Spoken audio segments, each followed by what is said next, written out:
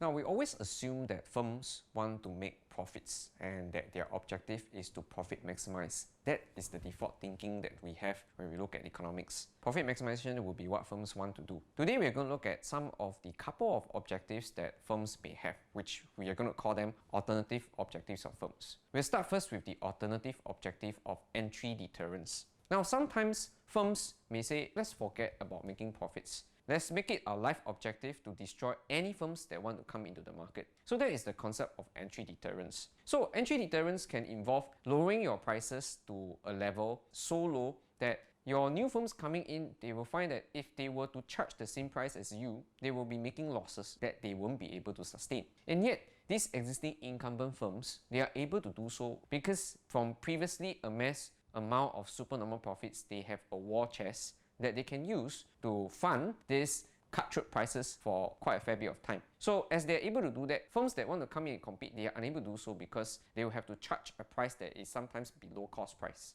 And that is what we call entry deterrence. To bring you an example of that, I don't have a firm as an example of that. I have countries forming an organization, what we call OPEC. So OPEC has done entry deterrence. So US shale oil and gas will be becoming a threat to the dominance that oil countries around the world has had for quite a fair bit of time. So in order to prevent the entry of shale oil and gas into the energy industry, the oil producers around the world collectively lower the price to a level that is widely considered to be below cost price. This to prevent shale oil and gas from being able to compete with oil. And that is the idea of entry deterrence. Next, we look at market share dominance. Market share dominance is where you already have a few large dominant firms. Each of these firms, they want to become the market leader or even possibly the monopoly. So in this case, they may say, okay, let's forget about profit maximization for the time being. Let's do what we can, provide discounts and to attract customers to come in. So we're saying that for market share dominance, we want to sacrifice profit making for the time being and just focus on the acquisition of customers. So these firms may spend a lot of money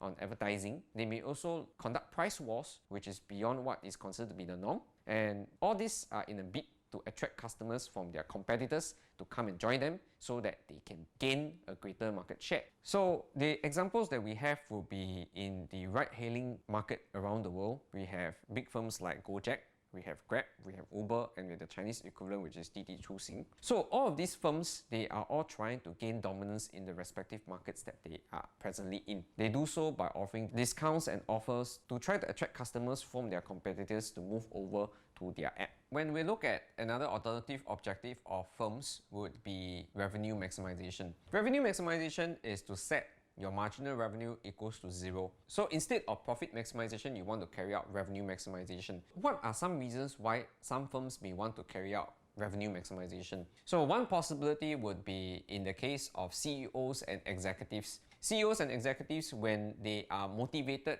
by revenue benchmarks, if their salary compensation is benchmarked against the revenue that the company makes, especially if they're listed companies or especially if they are trying to gain venture capitalist funding. They may choose to say, I'm going to try to inflate these revenue figures as much as I can and ignore profitability for the time being. And in such cases, such companies may focus on revenue maximization as opposed to profit maximization. And in other cases, you also have new businesses which may say, what we're going to do is that we're going to ignore making profits for now. It makes more sense for us to gain a large customer base, okay, even if we don't have competition at this point in time or that we don't know about the competition at this point in time. Let's just focus on one single objective. Let's grow our business as much as we can, even if we do not make profits. So sometimes these businesses, they may say, if we have extra money, what we're going to do is we're going to put some of this money into research and development. So effectively, they will make zero profits. And that's because they're invested in the growth of the companies. And also, one last example that we will talk about for revenue maximization is this thing called penetration pricing. Penetration pricing is when these firms, they are relatively new and they are trying to gain a foothold in the market. So what they will try to do is to try to make their prices as low as possible at a price point that is palatable to to the consumers. This may involve deep subsidies or discounts given. And when they do that, they will actually be able to gain a lot of customers, but at the expense of profit making. And one last alternative objective will be the concept of profit satisficing. Profit satisficing is like I achieve satisfactory level of profitability, but yet I do not try to maximize profits. Why would firms carry out profit satisficing instead of profit maximizing?